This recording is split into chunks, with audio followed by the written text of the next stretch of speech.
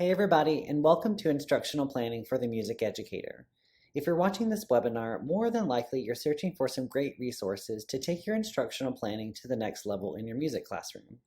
The goal of this webinar is to provide you with a clear and focused lesson planning method in which you can create engaging and effective lesson plans using a variety of instructional methods and resources at your disposal. Before we begin, I want to take a minute to introduce the Fine Arts team at the Georgia Department of Education. In response to the need to have content-specific training for the fine arts, the Department of Education saw the need to hire staff members to represent the three largest fine arts content areas in Georgia. The first is Jessica Booth.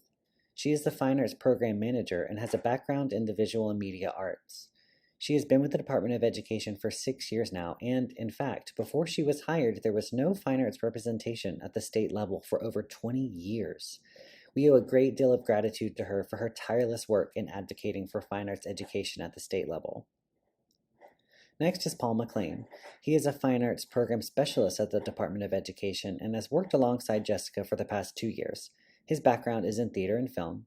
And lastly is myself, Casey Hall. I am the newest member to the team here at the Georgia Department of Education, and I have a background in music. I am so glad to be here to support fine arts teachers across the state of Georgia.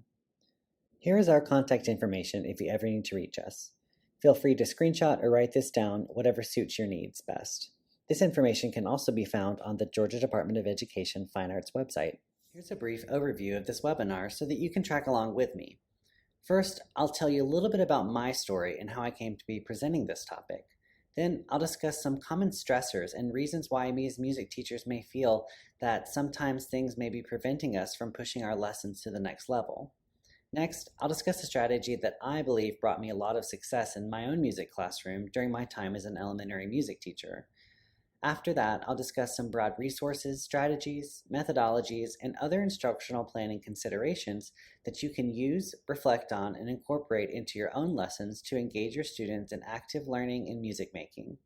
I'll also discuss some direct applications to instructional planning for all music content areas. Lastly, I'll provide you with some examples of some GaDOE instructional resources that you can pull from to use in your own classroom and how to access them.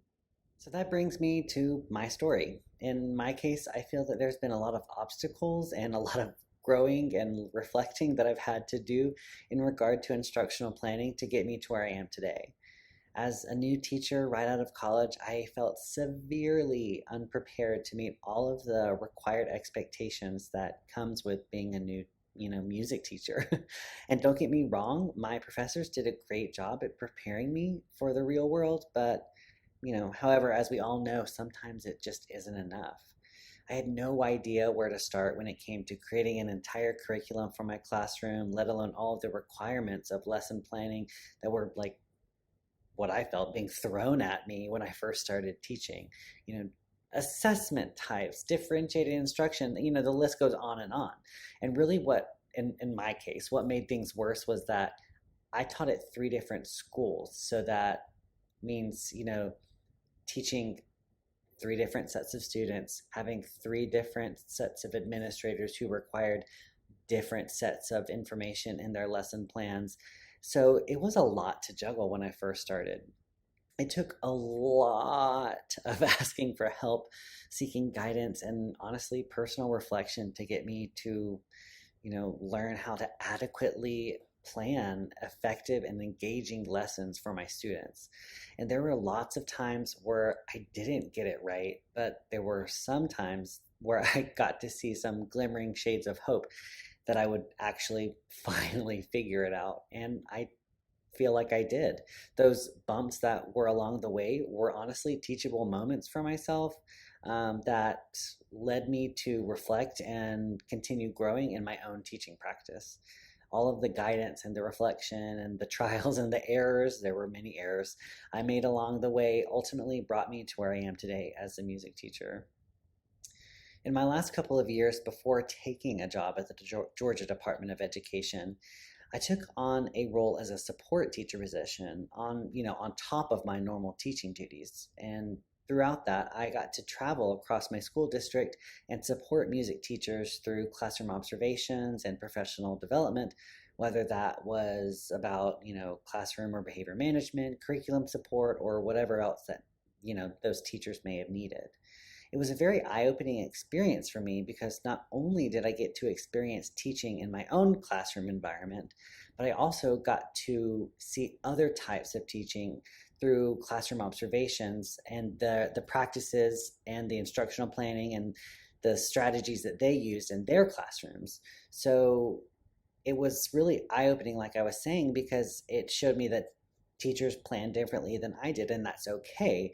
And different administrators at those schools also required different things in their lesson plans for each teacher that I would help and support. So it was in this role as a support teacher that I began, taking notice of some common stressors that I noticed between my observations that were becoming, bumps along those teachers, ways as they journeyed through this crazy world of being a music teacher.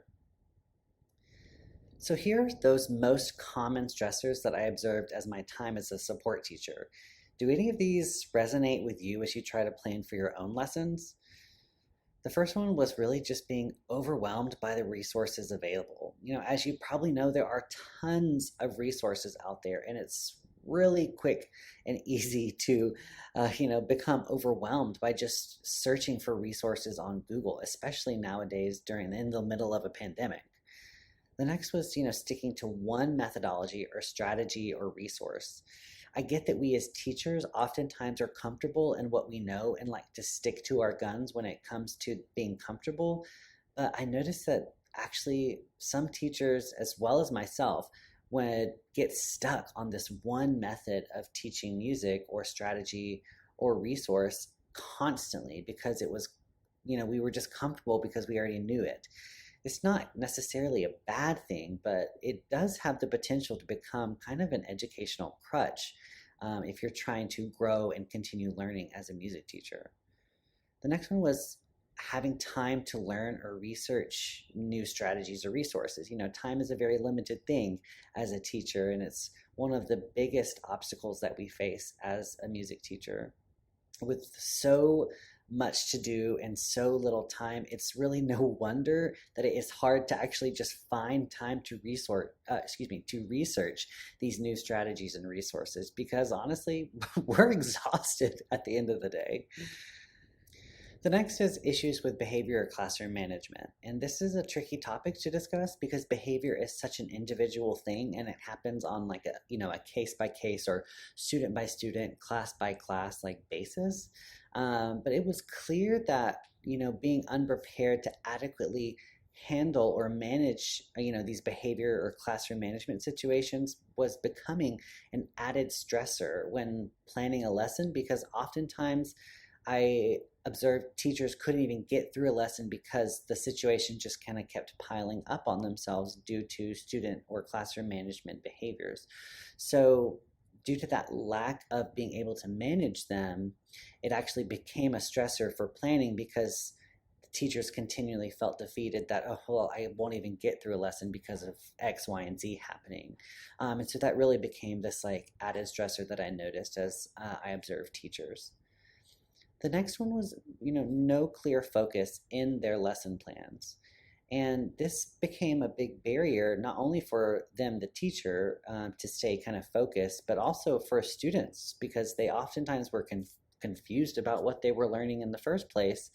And it makes us as teachers look unprepared when we kind of plan sporadically rather than strategically and have a focus for each lesson. The next one was not staying relevant to who your students are. Developing strong student and teacher relationships can be difficult for music teachers when we see so many of them throughout the school year. And part of those relationships is, being relevant to who your students are.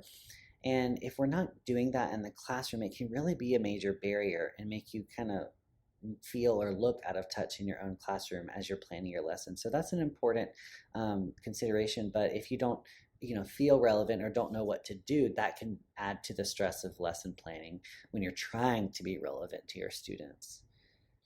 And then, having a lack of technology or how to incorporate it into your music classroom. Sometimes, there's really little you can do about this, as it's likely beyond your control, but I did want to mention it. And not only that, but figuring out how to successfully incorporate this technology into your music classroom can be tricky. Like I was saying before, time is of the essence, and we have such little time to do so many things. So that added stressor of, oh, I have to figure out how to use this technology in my classroom because it's being required of me. That is can be a major stressor as well, especially if you're not a very techie person. And then lastly, I have, a willingness to change. And this is probably kind of the biggest stressor. Again, we get comfortable in what we know, and, what works for us. And then we kind of stick to those, those things that we like to do over and over again. And most of these things can be dealt with in the music classroom that I've talked about above, is, really as long as there's a willingness to change. Sometimes you may be stuck in a rut, but you're so comfortable that you don't really see yourself making any changes, and that can be a stressor in and of itself. And honestly, because we are stubborn as teachers and like doing the things the way we've always done them, so switching up our teaching practice can oftentimes make us feel uncomfortable and, honestly provide a lot of stress throughout that process. So there must be some sort of solution to handle all of the stress that can come with lesson planning. In my opinion, that first step to finding your solution is to take some time to personally reflect on your own teaching practice. I know when I reflected on mine, I learned some valuable lessons about myself as a teacher and how I want my classroom to be run and how I want to plan lessons so that my students can learn to the best of their ability. Over the years, I've gotten a lot of advice and guidance from teachers who've inspired me, so I thought it would be a good idea to share them with you today. Here are some simple questions that I learned from some wise mentors of mine, and I've never forgotten them to this day. The first question is, where are your students or program currently? Meaning right now, in this moment, where are your students in their learning process? The second question is, where do you want your students or your program to be? Meaning, what's the end goal? At the end of the year, what do I want my students to know or be able to do in music as they leave me at the end of the school year? The third question is, how am I going to get my students or program to where I want them to be? And this is the real, interesting question here, because by answering the first two questions, you've put a label on point A and point B of your students' learning process. Where are they now? Where do I want them to be? This question differs, on the other hand, because it requires you, the teacher, to be, the bridge between your students' learning, so that they can get from where they are now to where you want them to be as they leave you at the end of the year. And lastly, I was prompted with this question when I personally was struggling with, lesson planning and instructional planning for my students, and it has always really kept things in focus and in perspective. And it's, how are my students making music today or this week? And this is really the driving question that I've consistently asked myself when I was creating engaging lesson plans for my students over the years. As you begin to marinate and reflect on these questions, it is important to mention that, everybody's solution may look different than each other's, and that's totally okay. Though we may need different things to better ourselves as music educators, we really are all the same when it comes to our main goal, which is providing our students with the best music education that we possibly can. Through my own personal reflection, I realized that my main obstacle to becoming a better music teacher was lesson planning, because honestly, mine seemed like they were all over the place, and it gave me a lot of anxiety week in and week out of lesson planning. So something that ended up working for me as I was lesson planning, after a lot of personal reflection and guidance, was making sure that each lesson I created had a specific focus. This allowed me to look at lesson planning through this new lens, and aided in making my lessons more engaging and exciting for my students. The result of that idea became known as what I'm calling as focused lesson planning.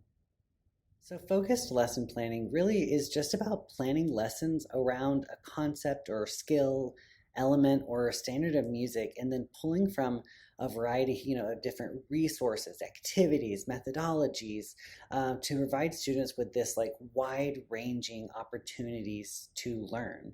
And not only is it providing them with this wide range of opportunities, it also is creating an anchor or a focus for the lesson that allows students to be able to connect knowledge from activity to activity. So, it's giving them structure so they kind of know what they're talking about today in your music classroom, but it also provides for, variety so that you can do multiple different kinds of activities all centered around this one, activity or concept or, skill that you're trying to teach in your lesson for that day or that week. I will say that in my experience, kind of planning this way, that really this requires having a strong classroom management and behavior management system for it to be the most successful. We all have our pitfalls when it comes to classroom management or behavior management. But the more that you can have that kind of in control, and the better you can manage those, the easier it will be, especially during those transitions from different activity to activity. And having those management strategies in place will really amp up the activity time and the learning time that the students get to have, as opposed to having to stop the class to deal with some sort of classroom management issue or behavior management issue and then start back over again, so that really you're getting the full optimum amount of time with your students in order to teach the lesson. I made this visual that may help you understand exactly how this looks or works in a music classroom setting. As you can see at the center of the lesson plan in the image on the right is the lesson focus. Again, this is a Georgia Standard of Excellence or a musical concept or an element of music that you plan to teach for a standoff lesson, or maybe even multiple lessons that extend across many weeks. Just kind of depends on the pacing of your classroom setting. You'll see surrounding the focus are multiple activities or skills or actions that you can pull from to engage your students in music making or learning surrounding that kind of main focus. These activities are always connected back to that focus, and the learning can be easily transferred from activity to activity because they're all centered around that main idea or main focus again. There are 6 activities that are listed here. However, this is just a guiding visual. It should be mentioned that some lessons may only have 2 or 3 activities because they last for a longer span of time, whereas other lessons may require more because they're shorter length of activities. It just kind of depends on the main purpose, the learning goals, and the focus of the lesson itself. I wanted to take the next minute or two to talk about some of the types of activities or skills that we consistently pull from as music teachers to engage our students in active music making and learning. These skills have been directly taken from the Georgia Standards of Excellence for Music, and if you notice, these skills really are verbs or action items that we use as almost as a template of sorts to incorporate activities into our lessons in order to increase engagement for our students. So, things like speaking and singing, playing and moving, evaluating, improvising, composing, arranging, reading and notating, listening and performing. Seeing these listed out allows us to kind of realize how many variety of activities and ways in which we can teach music, all based around a certain topic or concept or focus in our lessons. Notice none of these things talk about a certain, element of music. They're just actions or verbs in order to make that learning more reachable for students throughout, the various activities that we can use in our classroom. So here's a more detailed example of how this kind of format of lesson planning can be used in the music classroom. As you can see in this image, the main focus here is melody. You obviously could get more specific by placing a certain standard from the Georgia Standards of Excellence as the focus, but for purposes of this presentation, we're just kind of looking at this broadly to be applicable to many music content areas. So this is just an example that we are planning for melody. So once you have that lesson focus or that main idea, you can kind of start pulling from various resources to fill, the musical skills or activities that, again, kind of always connect back to that focus. So what activity can you incorporate in your lessons so that your students moving to melody, or reading and notating melodies, or composing their own melodies, or playing melodies on instruments, for instance. Because each activity connects in some way back to the focus, and, again, in this case, melody, the students, can easily transfer knowledge from about melody from one activity to another. So say you first, kind of sing a song and it has a very specific intervallic relationship that you're looking for to kind of get them to master a standard for some reason. And then you go into the how composing your own using those, composing your own melody using those certain intervallic relationships that you're teaching your students and that they're learning. So it really kind of prevents any confusion for your students about what they are learning in each lesson, because it's all centered around that main focus. So you may have sung a song, and then you go to composing, and you're not composing, a rhythm, you're composing a melody, and so on and so forth. So it all just kind of gets focused again around that main concept or idea or skill in the center.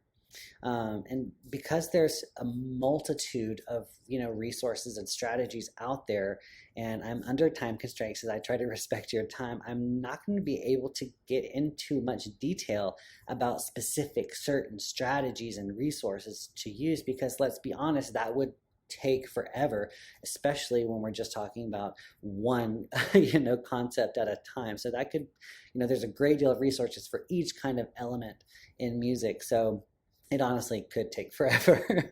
So instead, I'm going to, in the next couple of slides, I'm just going to provide you with some things to do your own research and reflection on if you see fit. Some things you may have heard before and some things you might not have, and that's totally fine.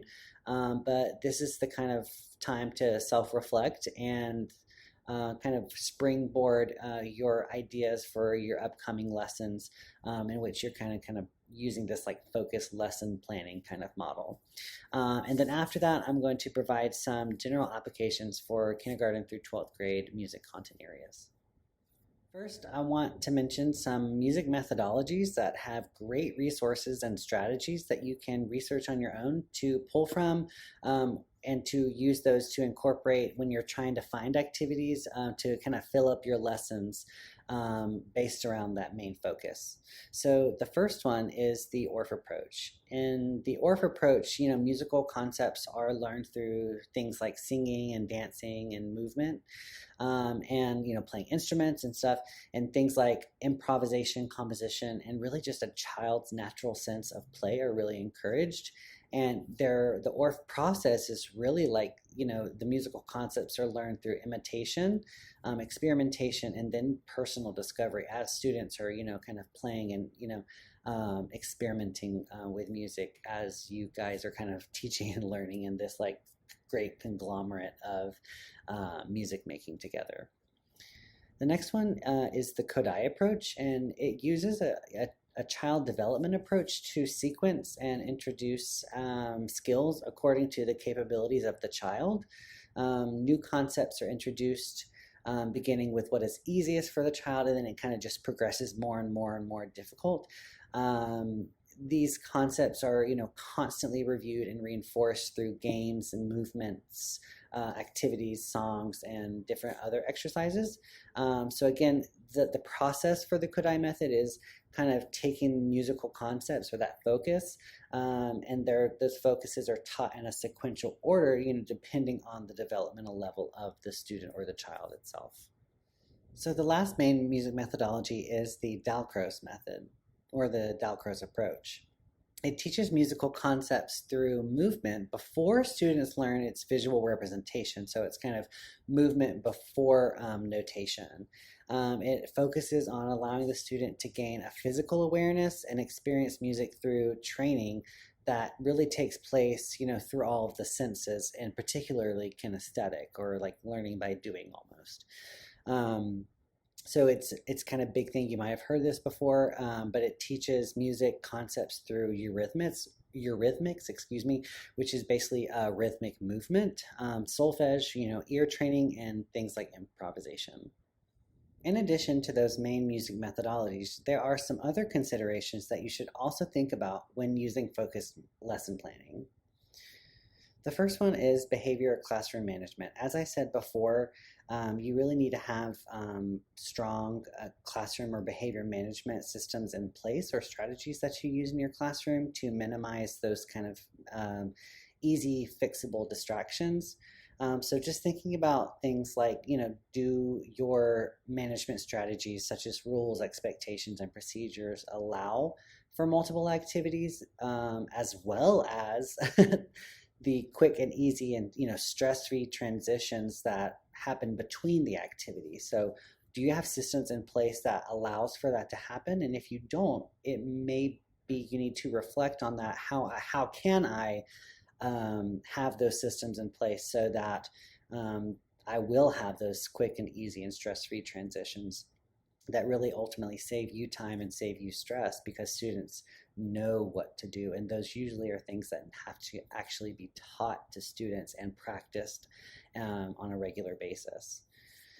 The next one is technology. So, there are tons of music education websites and online tools, apps, presentation apps, creation apps, and even social media that can be used and incorporated into these kind of activities around this focus. Like, it doesn't always just have to be, old school music old school music activities. You can incorporate technology, but understand some of the other stuff behind that, as we discussed earlier in the presentation, is the time to learn it, the time to teach it to students, and how they're going to use it in the classroom. And incorporating that kind of technology into your lessons does require some extra planning on your part, the teacher, but they are also effective ways to engage students in learning as well. The next one is your teaching environment. I think that's also a big consideration when kind of thinking about focused lesson planning, because it kind of depends on what you can do based on the actual physical environment that you are actually teaching in. So things like classroom, or are you teaching in a classroom? Are you having to travel from classroom to classroom on a cart? During this time of the pandemic, are you teaching all face-to-face, or are you teaching virtually? Or are you doing blended? And if you are teaching virtually, are you doing asynchronous versus synchronous? Just kind of depends, right? So what kind of actual space, whether it's virtual or physical, are you teaching in, and does that space allow for multiple of these activities, and which activities work better in those situations than another? So those are things that that's your job, is to figure out how you are going to use this space, whatever space you're in, whatever circumstance you're being dealt, and how you are going to use that to the fullest when you're using this kind of idea of focused lesson planning. So I know, as an example, I have a small classroom and there's only a couple of movement activities that I can do. So make sure you plan those movement activities specifically at certain times, because you know that they will work in that specific space. That's kind of an example that I'm talking about. And then just things like, because, due to COVID-19, there's just other considerations that need to be thought about when planning and, transitioning stuff inside your lessons. So this thing, just, health, safety protocols and guidelines, things like if social distancing is required in the classroom, how are you going to manage that and still have a wide variety of activities? What does performing and singing, either performing on instruments or singing, look like safely for students? And so just some things to consider as you are reflecting and thinking about how focused lesson planning can look and help you in your own classroom experience as a teacher. So now I just want to provide you with some general applications for K-12 music content areas. Now, this is, focused lesson planning is not the end-all be-all when it comes to instructional planning. It's just honestly what worked for me and what has worked for others that I have supported, that kind of brought a bigger picture to their instructional planning process and helped them. So I wanted to provide you with that idea as well, but it may not work for you. It may not be your solution, and that's totally fine. But I did want to provide just some general applications, just kind of to spark your kind of instructional planning journey. So in general music, that's kind of my world that I taught in. You know, I thought of a musical concept or idea or theme or standard, and then again, like I was saying before, just kind of pulled from different musical activities to enhance the learning of that concept. And then as all of that was going on, some of those activities actually assessed the students' understanding as was necessary, so that I made sure as we were learning that they understood the concept that I was teaching in the first place. And honestly, you know, most of the time, these concepts and standards and themes actually came from my curriculum and the unit plan that I used. And so, you know, a lot of the times in my case, we had kind of the first semester was beat, rhythm, and meter. So a lot of my lessons would be focused on those at the beginning of the school year because they are foundational concepts in music around things like steady beat and rhythm and stuff like that. And then we would move on to our next unit, and then the main focus of those lessons would be, you know, melody or something like, or pitch or something like, some sort of concept in music. And then all of the activities that I would pull, kind of, even if they did have other concepts tied to them, I would still make sure that the focus centered back on the concept that I was talking about in whatever unit we were in for that time period. In music technology, I think, like general music, planning an engaging technology lesson that centers around a, you know, particular musical concept or standard, and then selecting appropriate musical activities that are actually coupled with technology activities or tools that really allow students to explore, experiment, and create music via technology. And again, as this process is happening, you know, you're still assessing students' understanding as necessary to ensure that, you know, they're really understanding that concept. But with music technology, like general music, you kind of are doing the same thing with, you know, selecting those activities, but also adding in that technology piece, so that they're kind of doing that experimentation with both music and with technology together. And then lastly, I did want to mention performing ensembles, things like band, orchestra, and chorus, etc. You know, when I was talking to some colleagues from across the state in regards to performing ensembles and how they actually planned, I started thinking like, well, what actually comes first, the chicken or the egg? You know, is it the repertoire that you choose, or is it the musical concepts that you choose first? So which comes first in the planning process for you? And generally, many teachers just said it kind of varies from teacher to teacher and what they like to do in their classroom.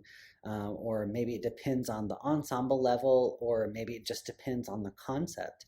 But many teachers address, you know, these concepts through fundamentals of technique and practice, and then apply those to the repertoire that they have chosen. So it just kind of depends. Some teachers choose the repertoire and then pull the concepts out of the repertoire itself, or the musical concepts out of the repertoire, and some teachers kind of find repertoire to suit the needs of the musical concept that they are learning. And as that they are doing this, just like the other kind of music content areas, they are still assessing their students' understanding of the concept as they go along. And so these are just some general applications, but I thought it would be wise to show how kind of focused lesson planning can be seen, evident in, you know, not just general music, but how does it look in chorus, how does it look in music tech, and so on and so forth. Here at the Georgia Department of Education, our goal is to support you in as many ways as we possibly can. In doing so, we have developed some music instructional resources for the following courses so that you can pull from them if you ever need: general music, grades K through 6, with grades 7th and 8th coming soon; band, chorus, orchestra, music technology, social emotional learning, and life skills in music, grades kindergarten through 5th grade; and remote or digital learning plans. For each content area, the instructional resources include curriculum maps, which map out the learning that will happen over the course of a school year. Each curriculum map contains a list of standards and elements for each unit, as well as some key components to be covered within that unit. Within those curriculum maps are unit plans. Each unit plan includes a unit focus, standards and elements listed by artistic processes, a list of lesson plans within that unit, example assessments, and a list of all supplemental resources that are available within that unit. Within each unit plan are multiple lessons in which music concepts are taught to students. Each lesson plan contains things like recommended pacing, technical focus, all Georgia standards of excellence covered within that lesson, things like major concepts and vocabulary, differentiated learning, lesson structure such as opening, creating, and closing, as well as student and teacher procedures, essential questions, and any teacher or student materials. Most lesson plans include an accompanying PowerPoint presentation, student manipulatives, handouts, worksheets, activities, or anything else students or teachers may need to be successful in that lesson.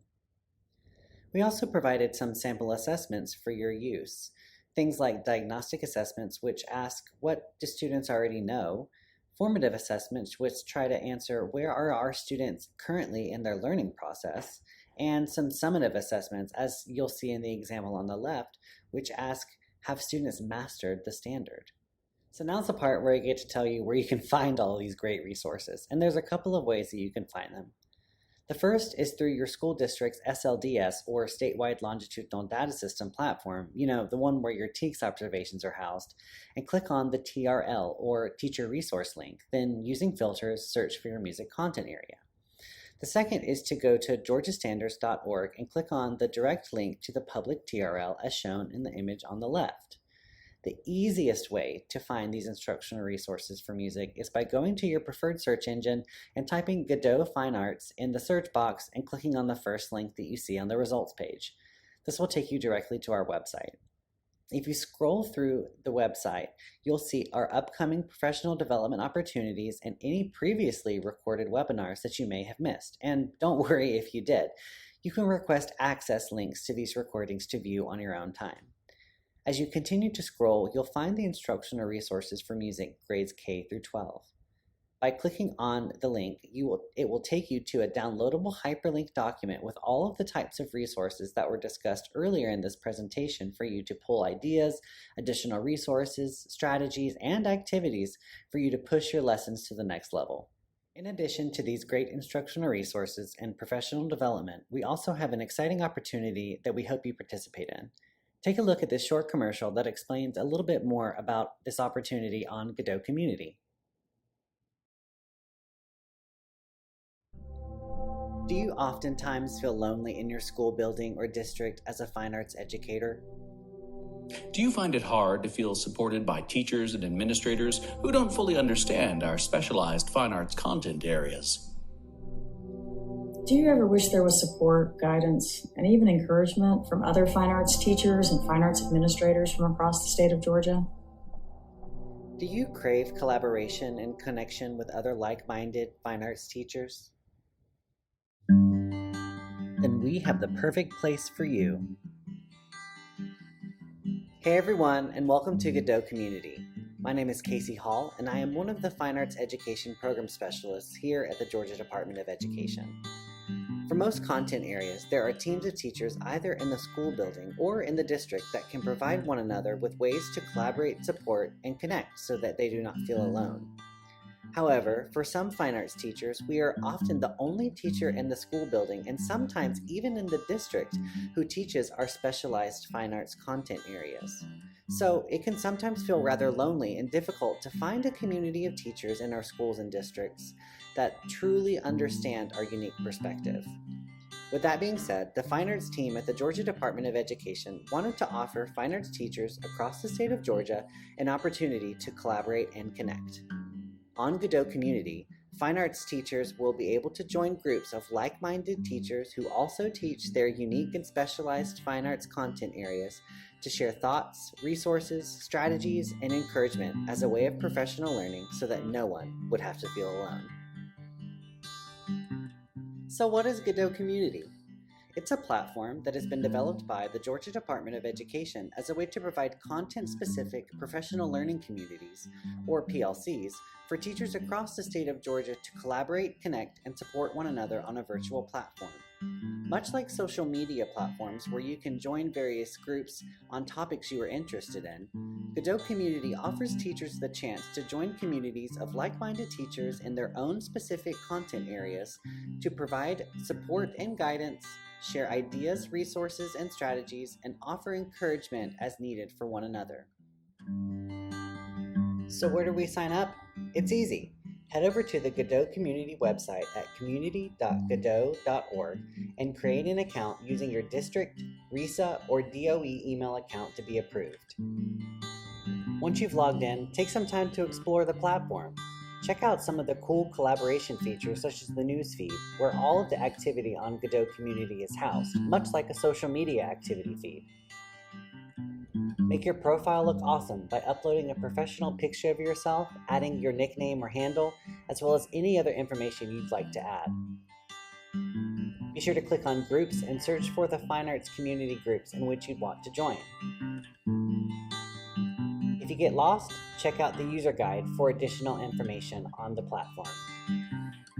Side effects of GaDOE Community include happiness, support, prosperity, collaboration, stress relief, joy, networking, peace of mind, guidance, euphoria, new friends, optimism, connection, prosperity, strong support system, advice when needed, new opportunities, professional growth, and much, much more.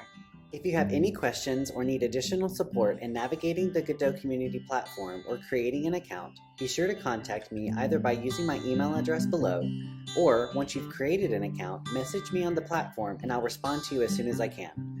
I can't wait to connect with you on the GaDOE Community platform, and I'll hopefully see you there soon. Thanks, everybody.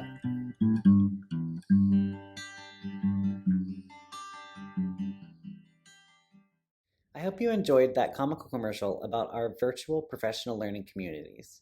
To briefly recap, the GaDOE Community is a brand new platform just for Georgia teachers to communicate and collaborate with one another in a content-specific community group. The groups we currently have available for music are general music, band, chorus, orchestra, and music technology. These community groups will be led by teacher leaders in their respective fields from across the state of Georgia and will provide monthly recorded webinars for you to view at your own pace and engage in discussion and support as needed through these community groups. I urge you to sign up using your school district email account as soon as you can, as our monthly webinars and discussion posts have already started. Can't wait to see you on GaDOE Community soon. Thank you so much for attending this presentation. My hopes are that you learned something, take some time to reflect on it, and try to implement some of these instructional planning strategies in your own music classroom for the benefit of your students. Here's my contact information if you would like to discuss this further or have any additional questions. I'd love to chat with you. I would ask that if you have a moment to please fill out our brief feedback survey using a QR code reader or type the URL in your browser. One of our goals at the Georgia Department of Education Fine Arts team is to provide relevant and informative, content-specific professional development for fine arts teachers across the state. So any feedback that you could provide us would be greatly appreciated and highly beneficial so that we can provide you with the best professional development possible. Thanks again for tuning in. I really appreciate it, and I hope you have a great day.